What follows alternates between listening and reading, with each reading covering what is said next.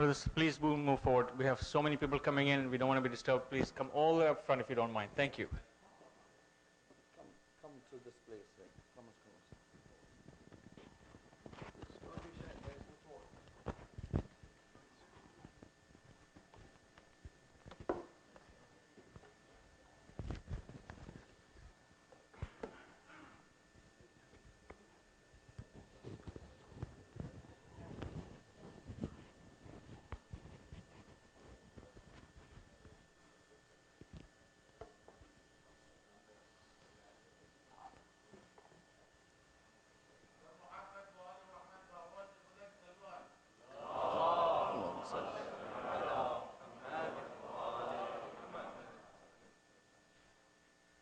بسم الله الرحمن الرحيم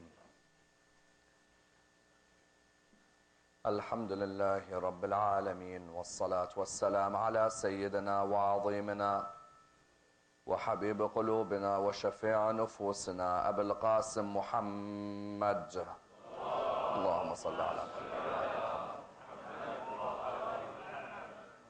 وعلى أهل بيته الطيبين الطاهرين وأصحابه الغر الميامين. الحمد لله الذي جعلنا من المتمسكين بولاية سيدي ومولاي علي بن أبي طالب اللهم صل على محمد. الحمد لله الذي هدانا لهذا وما كنا لنهتدي لولا أن هدانا الله. أما بعد، يقول الله في كتابه الكريم: بسم الله الرحمن الرحيم إذا زلزلت الأرض زلزالها وأخرجت الأرض أثقالها وقال الإنسان ما لها. The first of our salawat in honor of Rasulullah Muhammad sallallahu alayhi wa alihi wa sallam.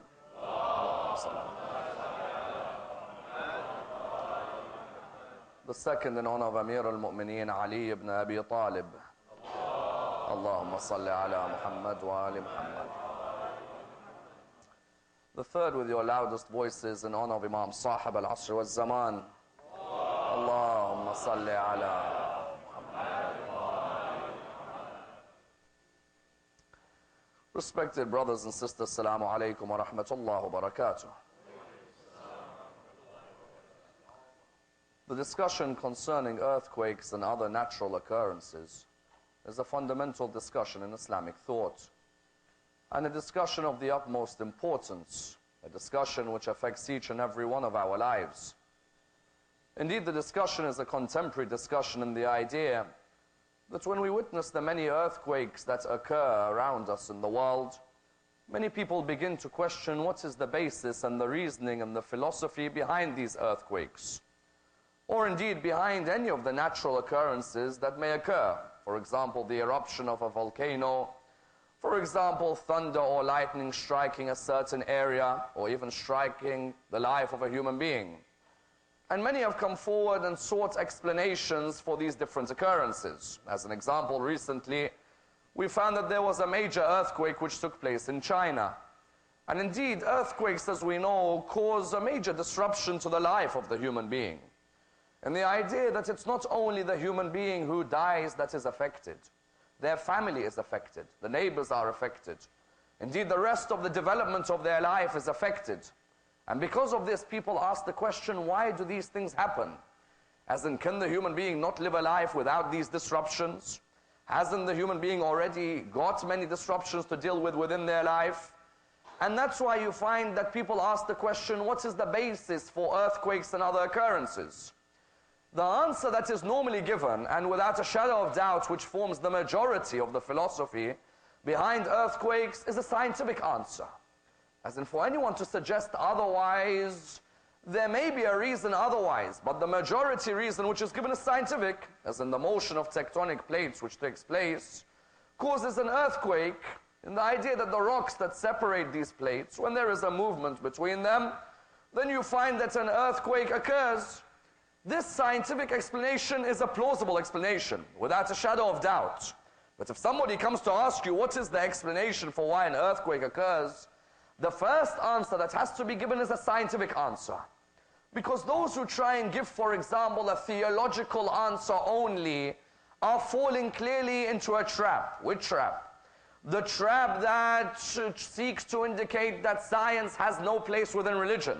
On the contrary, we within the religion of Islam states that science has a major place within religion, that there is no denying science's position within religion. Was it not Einstein who said that religion without science is lame and science without religion is blind? Meaning that both go hand in hand with each other. Religion needs science to come forward with explanations, and likewise science requires religion to chisel a particular direction and a consciousness within the human being. So on the first level, when somebody asks us the question, why do these earthquakes occur according to the religion of Islam, we automatically give a scientific explanation that this motion of tectonic plates is an answer which is plausible. And then we may give what is known as a theological explanation, that sometimes and very rarely, but that there may be a reasoning that the hands of the human being have caused that particular earthquake to occur. And that's why recently this particular suggestion was given by Hujjat al-Islam Sadiqi in Iran, when he came forward and he said within his statement, he came forward and he said that when there is a level of immorality within the actions of certain women, and there is promiscuity, then you find that these earthquakes may occur. Because of this, you had an uproar which was caused, which led to an act by the name of boobquake. What was that act? That was an act begun by someone called Jennifer McWright. Jennifer McWright came forward as an atheist and said, if this man who claims to be a cleric says that women exposing themselves and wearing immoral clothes leads eventually towards an earthquake, then let us all come out and reveal the finer parts of our body and see whether an earthquake occurs. Of course, this type of dialogue is a very immature type of dialogue. But I'm not surprised by atheist morality with its immaturity. As an atheist morality is nothing more than a set of jargon which is separated or which is chiseled with long words. What do I mean? I mean, when an atheist comes to teach you about morality, it's absolutely absurd. In which way? Atheist morality has no barometer whatsoever. All it really leads to is a destruction of your society. If an atheist comes and tells you something's good, and you reply to him that it's bad, what can he say to you? You're wrong? He can't tell me I'm wrong. Because when an atheist tells you something's good and you say something's bad, there is no barometer to judge that I'm wrong or that they're wrong. In an atheist moral world, whichever way you want to live your life, you can. Nobody can tell you you're wrong. If now I come and say to an atheist that I believe in something, they can't tell me I'm wrong, because their moral world doesn't have a barometer. Therefore, when an atheist comes to make fun of a cleric because of the moral statement, the atheist has nothing to stand on, because they have no barometer in their morality anyway. So what do you find? You find that they came forward and said that this cleric in Iran is someone who says because of women revealing parts of their body, that's why earthquakes occur. We come forward and reply by saying from the outset of this discussion that science is the first reason why earthquakes occur. And the second reason may be from the hands of man. And that we will explain within the crux of the discussion. And that's why you find that then when this boobquake occurred, there was a reply to it with a movement called brainquake. Brainquake were a set of Iranian students who came forward and said that, look, if you have a problem with the clerical establishment in the country, don't lower the status of woman with a movement like boobquake. If you want to show Iranian women are intellectual, are people of degrees, people of knowledge, then come out and simply show what their women have achieved. Therefore, highlighting to that atheist who came out with that movement that when you want to attack a particular concept, don't lower yourself in the attack. If you want to have a constructive intellectual discussion, we are open for it. But don't lower yourself with a movement like that movement. Yet the point is still important, that according to the religion of Islam, what is the philosophy behind these earthquakes?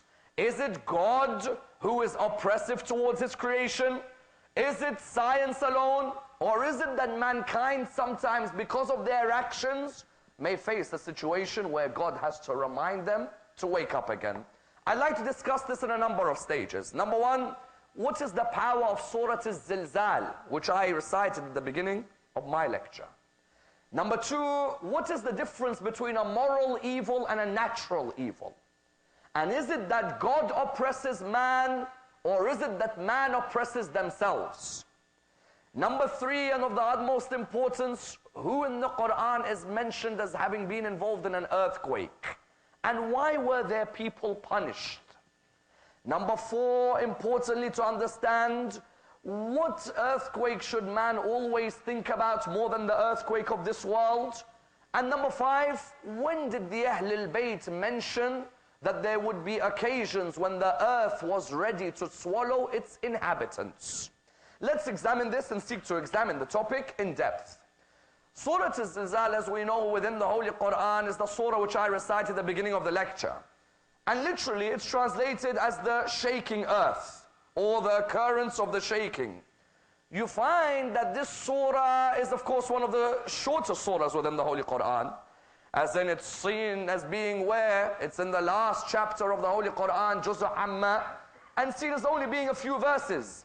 Yet these verses are of the utmost importance, to the extent that you find the first question that arises, is it Meccan or is it Medinian? Why? Normally a Meccan surah speaks about the usul al-din, and a Medinian surah speaks about the furu' al-din. If you want to know if a surah is from Mecca, then it will either discuss Tawheed, or it will discuss Nubuwwah, or it will discuss Qiyamah. It will discuss monotheism, or prophethood, or the Day of Judgment. Why? Because in Mecca, Rasulullah is trying to establish these principles. If a surah discusses Salah and Sawm and Hajj and Zakat, then it's Medina. Why? Because you've already established Islam. Now you're teaching the Muslims how to act. This surah, some commentators say it's Meccan because it's all about Qiyamah. Whereas others say no, it's Medina because of the fact that when Abu Sa'id al-Khudri asked Rasulullah about the verse, فَمَنْ يَعْمَلْ مِثْقَالَ ذَرَّةٍ خَيْرًا يَرَهُ, Abu Sa'id had not become a Muslim until in Medina. Therefore the indication it may be Medinian. Rasulullah used to state, whoever recites Surah Al-Zilzal, whoever recites it, it's as if they've recited Surah Al-Baqarah. That's how powerful the surah is. Surah Al-Baqarah is over 200 verses. There are some of us in our life, we've just about finished a surah which is 30 verses. Surah Al-Baqarah is over 200 verses. This Surah Al-Zilzal is not more than 7-8 verses. Yet you find Rasulullah saying, its power is like Surah Al-Baqarah. And then he continues by saying, whoever recites Surah Al-Zilzal, it's as if they completed 1/4 of the Holy Quran. But our sixth Imam has a beautiful saying about this surah. He says, never be tired of reciting Surah Al-Zilzal, because of the fact that the one who recites Surah Al-Zilzal will not be affected by the occurrence of an earthquake in their life, nor will they be affected by the strike of lightning, nor will any of the worldly pests hurt them. Notice that Imam al-Sadiq within his hadith, it's as if he's mentioning that there are natural occurrences which happen in this world. An earthquake may happen, lightning may strike you, a worldly pest may just touch you and kill you. Recite Surah Al-Zilzal and do not be tired of it. And you know what this indicates? This indicates that the Quran isn't just a set of Arabic words. That the Quran has a spiritual feature to its words as well as a physical feature. How many times people come up to me and ask me, Syed Ammar, is there a particular dua we can recite for this? I reply to them, when you have a dua like the Quran, which dua do you need to recite? The Quran, each surah has a benefit for you in one way or the other. Surah Al-Zilzal has a benefit in which way? In the way that it stops these natural occurrences from affecting you. And that's why when you look at these natural occurrences, somebody comes forward and states, I don't mind a moral evil, but I can't understand a natural evil. Because we know in philosophy, there are two types of evils. A moral evil and a natural evil. A moral evil is when there is an intervention of an agent. Meaning what? Meaning, for example, stealing is a moral evil. Rape is a moral evil. Killing is a moral evil. Why? There is an intervention of an agent who performs the act. With a moral evil, you find many human beings saying, we don't mind a moral evil. We can understand the philosophy of a moral evil. A human being, sometimes, he is rash in his decision making, he performs an act which is against their spiritual norm. But they say, we don't understand the natural evil. You say to them, what do you mean? They say, we don't understand earthquakes, we don't understand lightning, we don't understand volcanoes erupting and disrupting all our flights. So they come forward and what do they state? They state that we don't understand the basis of natural evils. The point that is raised in this regard is what? Is that the first issue which is raised in this regard, Sallu ala Muhammad wa ali Muhammad.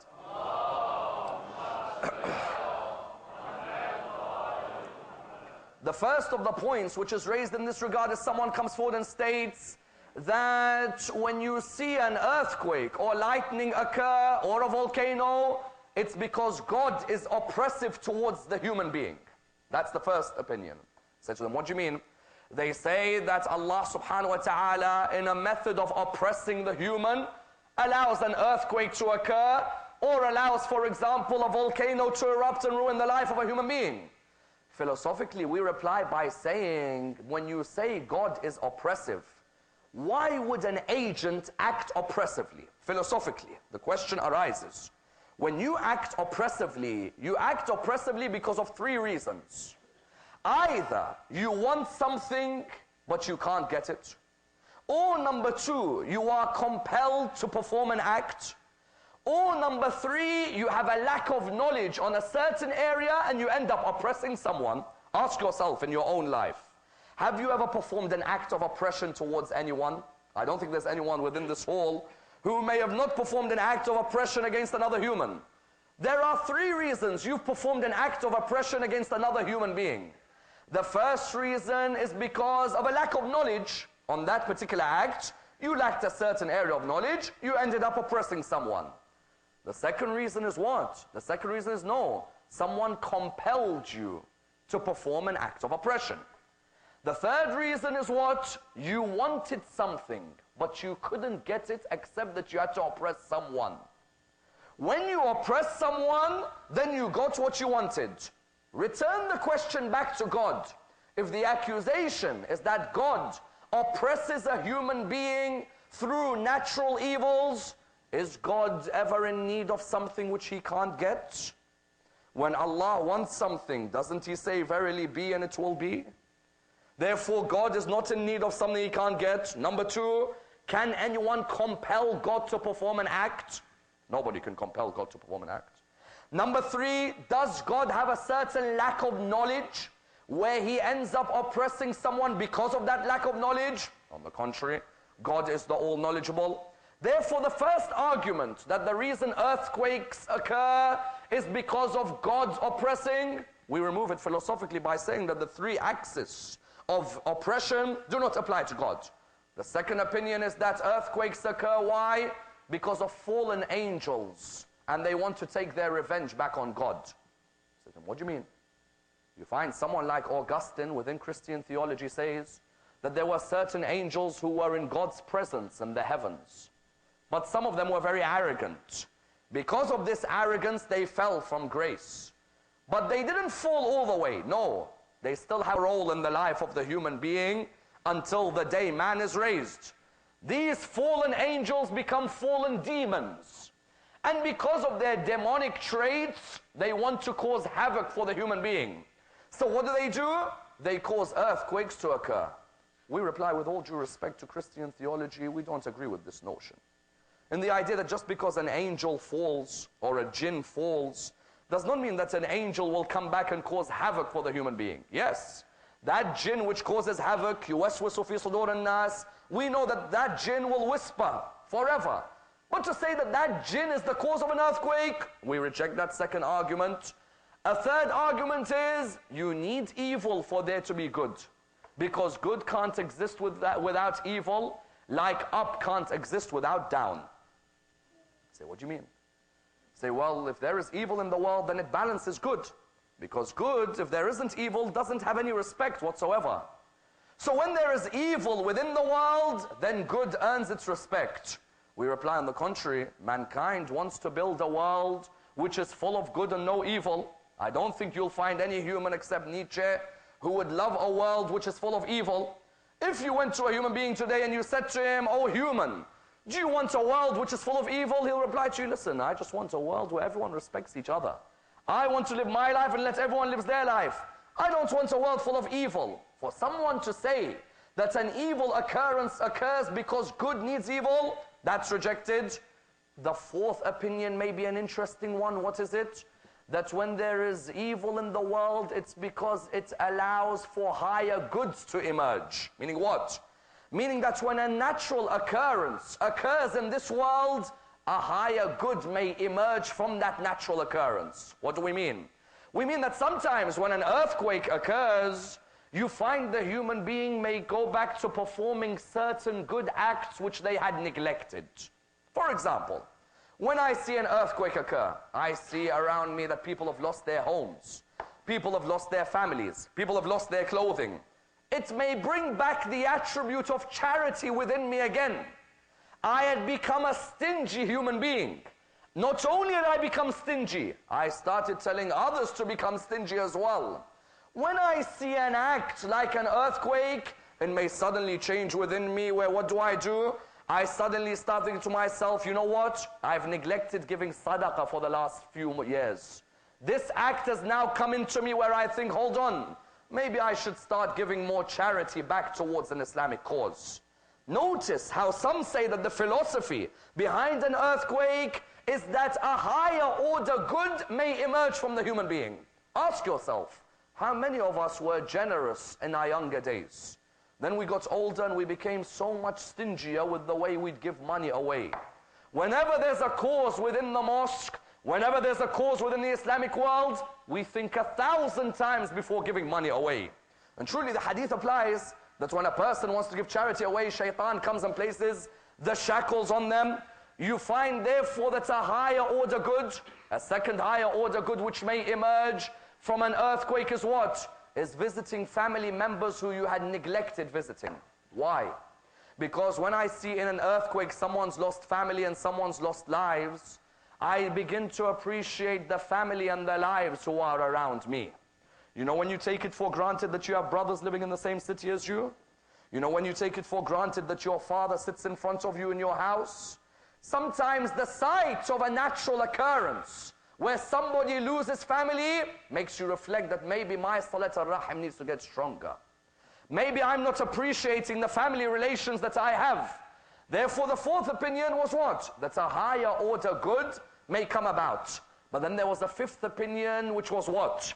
The fifth opinion is that sometimes when an earthquake occurs within a land or another natural occurrence, it's because people aren't enjoining the good and forbidding the evil. Notice, in our examination we said, the prime reason is scientific. That there's no doubt. But the secondary reason may be a higher order good. And the third reason is this one, that you may find a town where when people aren't enjoining the good and forbidding the evil, do not be surprised if what happens is that an earthquake occurs in that town. Prophet Shu'aib went to the people of Midian. He was amongst the people of Midian. People who were affluent, their story mentioned within the Holy Quran, Surah 28 onwards. You find the people of Midian were affluent and started neglecting their duties. Some of the people of Midian were good, and others of the people of Midian were not so good. For example, the main sin the Quran mentions of the people of Midian was what? Was that they would short-weigh you in change. Short-weigh you in change means what? If this child can sit down, who's the father? Short-weigh you in change means what? Short-weigh you in change means that, for example, you've come to buy a certain amount of milk from me. In this whole tub of milk, half of it is milk and the other half is water. But you've put on the advertisement what? You've put the advertisement that this milk, there is 1 whole liter which is full of milk and no water. What happens here is that you short-weigh me in change, meaning that you scam me in the sale. You tell me the whole tub is milk when you know half of it is water.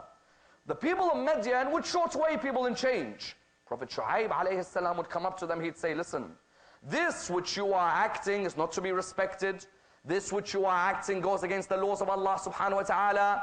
On top of that, he would ask them to leave the worship of idols and come to worship Allah. yet none of them, yet the majority of them would not listen. Allah subhanahu wa ta'ala oversees them with a natural occurrence. Prophet Shu'aib asked Allah subhanahu wa ta'ala, he said, Ya Allah, there's an issue I need to ask you about. He said, what is it? He said, the people of Madian were 100,000. He said to him, yes. He said, you caused them all to die. He said, yes. He said, 60,000 of them were good and 40,000 were bad. He said, yes. He said, so why did you cause them all to die? He said, there were good amongst them. Why did you cause them to die?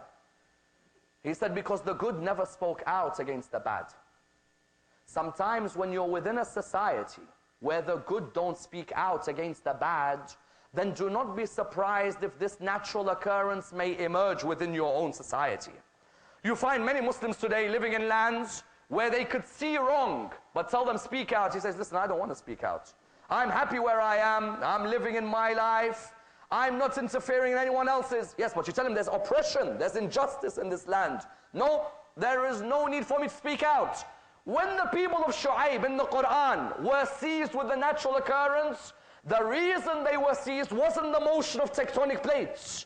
The majority of the time, if an earthquake occurs, it's the motion of tectonic plates, no doubt. But there are times when an earthquake occurs. Why? Because the human is living in an area where, although they think they are good, when they see evil, they don't speak out against the evil at all. Likewise, you find Prophet Salih with the people of Thamud. When the people of Thamud were punished, why were they punished? There was only one person in the whole of Thamud who killed the camel of Salih. A person by the name of Qaddar, upon the request of a lady by the name of Qutam, killed the camel of Salih.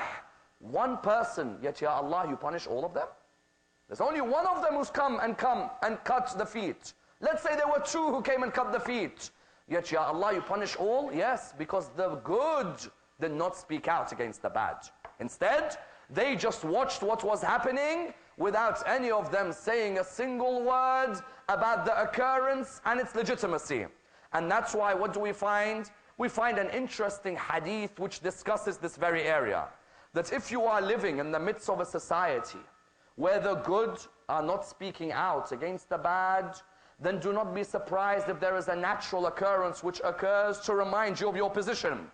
I remember reading Anas ibn Malik narrating a hadith where he asked Aisha, the wife of Rasulullah. Anas ibn Malik says, I asked Aisha, the wife of Rasulullah, when she was sitting with some people, why is it that earthquakes occur? It's a narration from the books of our brothers, but there are similar connotations within our works. Why do earthquakes occur? She didn't answer him. He asked again, why do earthquakes occur? She didn't answer until the third time she said, the reason I'm not answering you is that it may bring you in a state of grief in your heart and may make you fear the day of judgment. He said, what is it? She said, when earthquakes occur, remember, this is a second notion. The first prime notion is science. The second notion is possibility of theological occurrences. She says, when an earthquake occurs, the reason could be because women are dressing up for men other than their husbands, or are putting makeup for men other than their husbands, or because people are indulging in the drinking of alcohol and the playing of musical instruments and the action of adultery. Notice very importantly that when McCride comes and says that the Muslims say earthquakes occur because of a woman showing too much of her body, I reply by saying, no, on the first level an earthquake occurs, motion of tectonic plates. That's the first level.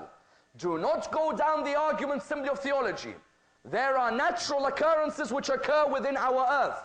But there is a possibility within tradition that when mankind begins to perform certain actions, where they are blatantly acting in disobedience to Allah, then do not ask questions when an occurrence comes into your area.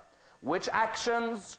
Clearly the first of them is adultery and promiscuity. Someone says, what's wrong with adultery? If I want to commit adultery, who are you to tell me not to? You see, it's not about what's wrong with adultery. It's about the question, what's right with adultery? As in, when you look at adultery, what do you end up with? A child who doesn't even know who their father is, asking their mother, mother, where's dad? Dad was in my life for a short period of time, but I don't know where he is now. That child has a psychological dysfunction as they grow up. They come out of school seeing every child with their dad, but with them they don't know who their dad is. Don't you think psychologically this creates a hole, a vacuum in that child's life? As in, how many of you notice Imam Zainul Abidin in Risalat al-Huquq, وَأَمَّا حَقُّ أَبِيكَ فَتَعْلَمْ أَنَّهُ أَصْلُكَ وَأَنَّكَ فَرْعُهُ وَأَنَّكَ لَوْلَاهُ لَمْ تَكُنْ فَمَهْمَا رَأَيْتَ فِي نَفْسِكَ مِمَّا يُعْجِبُكَ فَاعْلَمْ أَنَّ أَبَاكَ أَصْلَ النِّعْمَةِ. Imam Zainul Abidin says, know that the right of your father is that you know he's your root and you are his branch, and without him you'd never be. So whenever you see anything inside you that impresses you, know that your father is the root of that blessing. A human needs a connection with a father. A father figure is something we all need in our life. Yet what do you find? Adultery produces children who have a hole in their lives, who do not know who their fathers are. A stigma which remains with them. That's number one. You find number two, you look at some of these American television shows, or even in our country within the UK, you find a lady coming out. I am pregnant. Who's the husband? One comes out, then a second, like a conveyor belt in a supermarket. Everybody comes out. One husband after another. Is it his DNA test? No, it's not him. Not him, not him.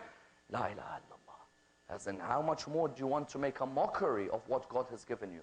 When we come and say adultery is an act which affects society, we don't need to relate it to God alone. Universally, it's acknowledged that it may leave a gaping hole. That's number one. Number two, the playing of musical industries and the rise of the music industry. Many of our youth ask us, what's wrong with music? As in the person, his lyrics are nice. I don't deny that there are musicians whose lyrics are unbelievable, not just nice. But watch the video of the production of that particular tune. You think when there is a channel like MTV, why is it that they concentrate on the video as much as the lyrics?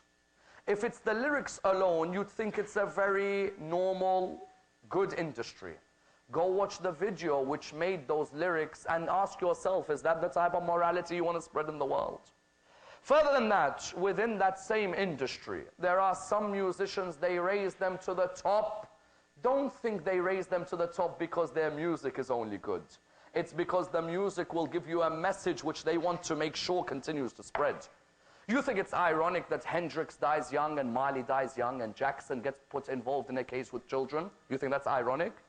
And then on the other hand, you find other musicians who rise and rise and rise. Madonna as a musician stays at the top of her industry with no one stopping her. And every single time people say, no, it's a very normal industry. There is nothing wrong with the industry. You know why people like that stay at the top? When there is one eye behind her jacket, and when she talks of the sun god covering her, and she comes down from a pyramid in 13 steps, you think that there isn't a hidden message in what she's trying to spread? There is a satanic message of a particular sect who themselves pride themselves on black satanic magic, and they want to bring it within the music industry. The musician whose music is good, suddenly we hear, oh, drug overdose. Drug overdose? Is that what happened to them? So when their music is good, we hear of a drug overdose. But the ones who are even higher never have any drug overdoses?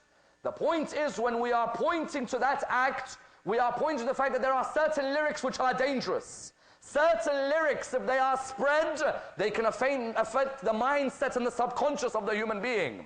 Therefore, you find adultery, the playing of musical instruments. Number three, the spread of alcohol.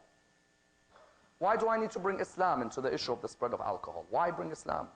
You as a human being, did you not hear of a story of a child who crosses a road and gets hit by a drunk driver? Doesn't that build any conscience within you that that drink has more disadvantages than it has advantages? As in when the Quran came and said alcohol is haram, it mentioned a lovely line. Its disadvantages outweigh its advantages. Notice, Allah didn't need to say prohibition straight away. Allah said the disadvantages of alcohol outweigh its advantages. You may come to me with 5 advantages of alcohol, but I can show you 10 disadvantages of alcohol. When I see disadvantages, I see children being raped, I see a drunk driver killing a child crossing a road. You see others who get molested because of alcohol. Fights which break up downtown. They break out in the downtown because of alcohol. Is this good for the society or is it bad for the society? Its disadvantages outweigh its advantages. Therefore, what do you find? When Aisha mentions this line, she mentions on behalf of Rasulullah that when musical instruments increase, when alcohol is on the rise, when adultery is on the rise, do not be surprised if a natural occurrence happens. Do not be surprised means what? Means that the first reason for a natural occurrence is the motion of tectonic plates in earthquakes. But the second reason is what? Is that sometimes the hands of mankind is what causes this oppressive movement. And that's why, what do you find? You find that, notice how within the jurisprudence of Al Muhammad, you notice that they tell us, whenever you see this natural occurrence occur, is there a salah we have to pray or no? What's the salah called? Salat al-ayat. Salat al-ayat, for what reason? Allah subhanahu wa ta'ala tells us, come and pray this salah. As in, He's already told us to pray 5 times a day. Because there is a need at times for the human being to, number one, thank Allah for protecting them from any happening. Number two, there is a need for the human being to also go back in prostration to their Lord and remember where they come from and remember that they have limitations, whereas Allah is unlimited. That Salat al-Ayat is where you recognize that you don't have any control over the heavens and the earth. And that's why that volcano was a shake to the atheist like no other shake. Do you know why? Show me any atheist on this world who tells me science can show us everything. I tell them, show me the most scientifically done, the best of private jets. Show me if it could fly through that Icelandic ash. In a moment, the atheist who sits in a world saying, science, science, science, your science didn't help me when I was stranded in Syria. Coming back from the land of Iraq, I was stranded in Syria. From Syria, I went to Istanbul. From Istanbul, I went to Vienna. From Istanbul to Athens, Athens to Vienna. Vienna, France, France to Dover, Dover to London. I looked around at the scientific world and I said, can't you look after the ash? But when your Lord plans, then science is only a servant of Allah subhanahu wa ta'ala. Notice that Allah in the Quran says to mankind, we give you an example. What is it? That those who you call on besides God, tell them to create a fly. No, tell them to catch the object which a fly has taken from them. They won't be able to do that as well. I come and I ask the person, just create a small fly for me. They'll say a fly is difficult to create. I say, okay, forget creating a fly. I want when a fly steals something from you, like a breadcrumb, I want you to go and get it back off the fly. You, the human, claim you're so powerful that science will make you capture everything. You hit a fly and you can't catch it, and it's flown away. Do you know why Allah said, no, don't create a fly. Catch that which it takes from you? Because a fly has enzymes which break up food outside its body, not inside. So if it takes crumb away from you, it's already broken it up outside without you being able to take it away from it. If a fly could humble you that much, O human being, then why is it that you go around arrogantly saying there is no Lord who exists within you? Notice that when a volcano erupts, it's reminding a world of atheists that calm down. One disruption to Heathrow and you're panicking. Imagine a day when we make you كالفراش المبثوث. Like moths scattered around, you don't even know what's hit you. If the earthquake of this world affects you, then what happens with the earthquake of the hereafter? And that's why you notice the verse we quoted at the beginning of the lecture, إِذَا زُلْزِلَتِ الْأَرْضُ زِلْزَالَهَا وَأَخْرَجَتِ الْأَرْضُ أَثْقَالَهَا وَقَالَ الْإِنسَانُ مَا لَهَا. You notice that Rasulullah would use this surah to explain to mankind that the whole of the meaning of your life is within the surah. There was a companion who came to Rasulullah. He said to him, Ya Rasulullah, teach me of the Quran. Rasulullah told one of the companions, teach him of the Quran. That companion taught him from Surah Al-Zilzal until he reached فَمَنْ يَعْمَلْ مِثْقَالَ ذَرَّةٍ خَيْرًا يَرَهُ وَمَنْ يَعْمَلْ مِثْقَالَ ذَرَّةٍ شَرًّا يَرَهُ.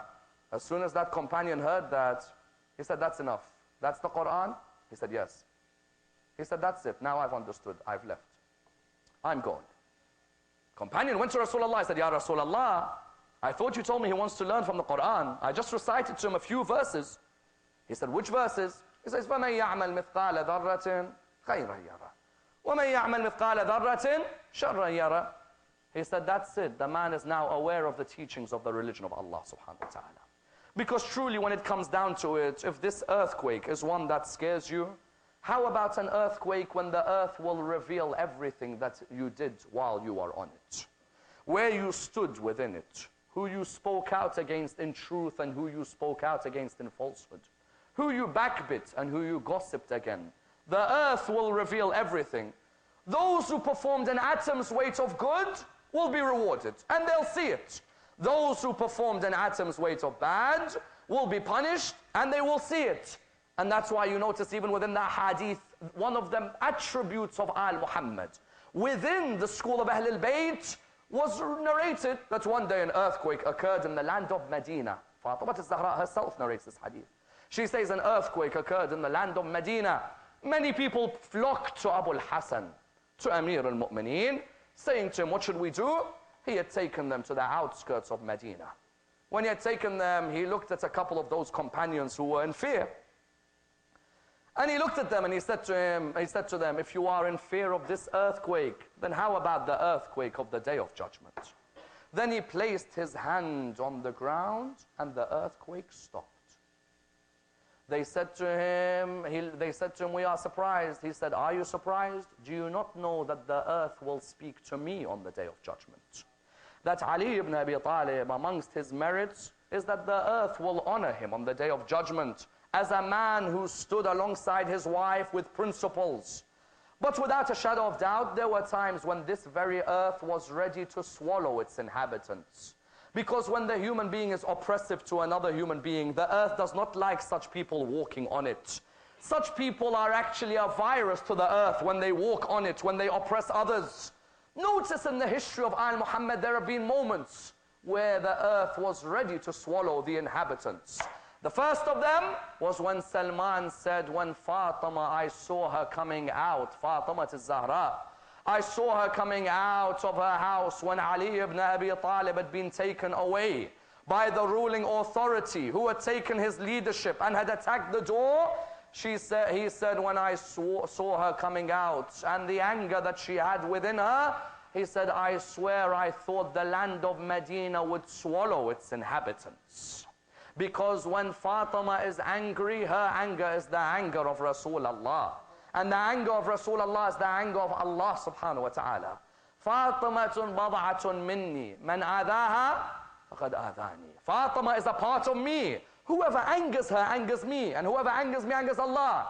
That was one occasion when the earth was ready to swallow its inhabitants.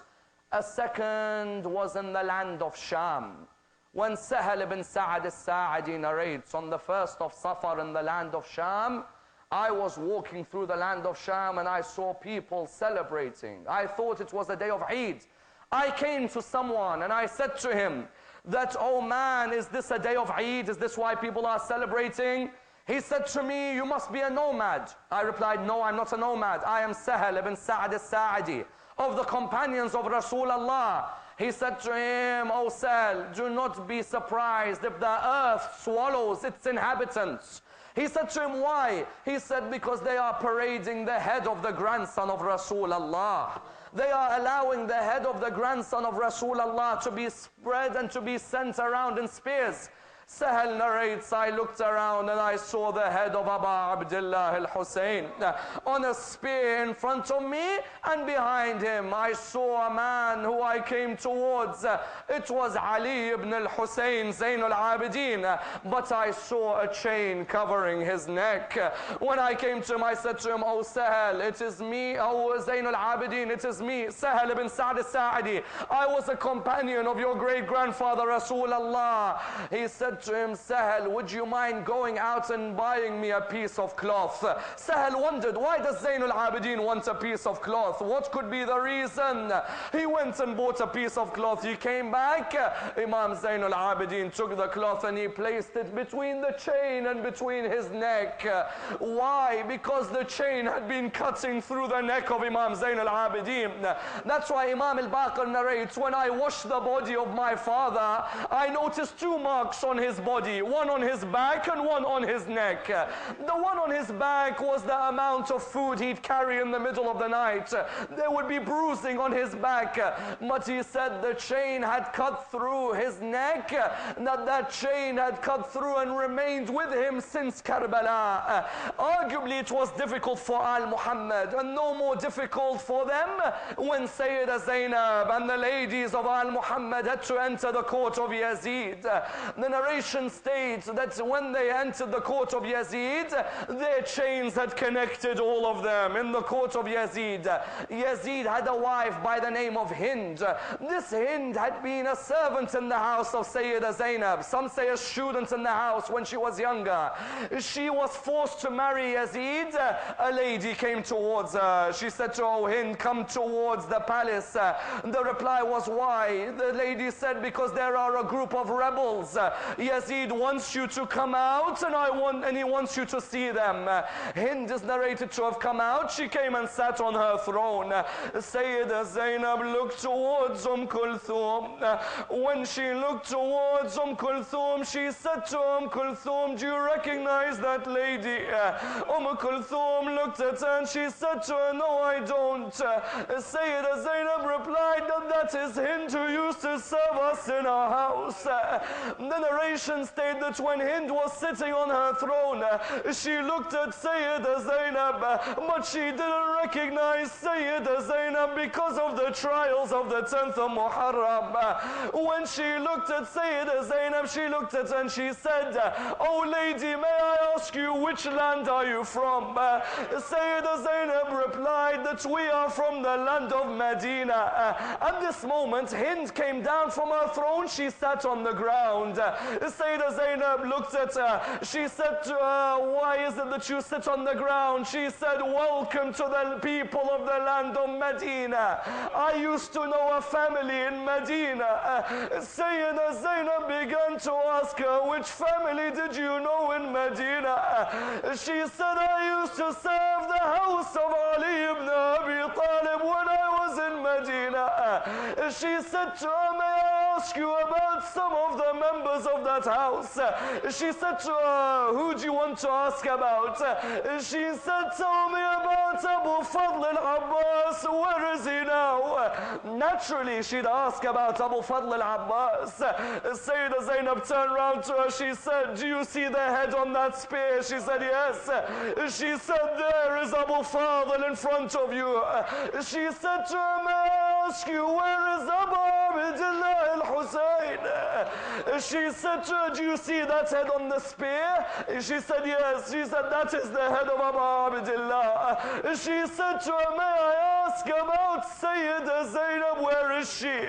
She said to her, which Zainab? She said, Zainab al-Hashimiyya. She said to her, I can't tell you about Zainab al-Hashimiyya, but I can tell you about Zainab al-Masbiyya. Zainab the prisoner, I am Zainab and this is my sister Kulthum. When Hind heard this, she ran in the court of Yazid. Her hijab was hanging off. Yazid said to her, how dare you enter my court, wear your hijab properly. She said to him, you tell me about hijab, how about the daughters of Rasulullah?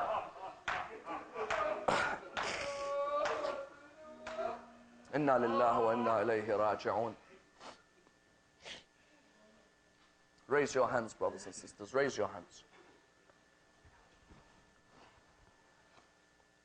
We pray to Allah subhanahu wa ta'ala to raise us with Muhammad and Al Muhammad, to allow us to be amongst the companions of Imams Sahib al-Asr wal-Zaman. Allow us to be amongst those who follow their message.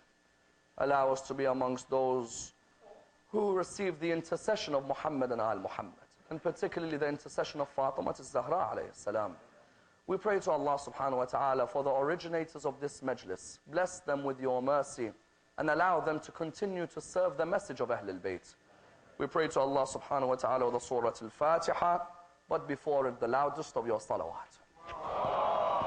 بسم الله الرحمن الرحيم الحمد لله رب العالمين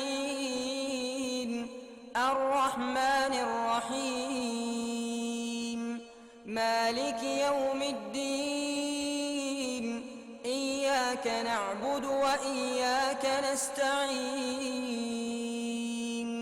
اهدنا الصراط المستقيم صراط الذين أنعمت عليهم غير المغضوب عليهم ولا الضالين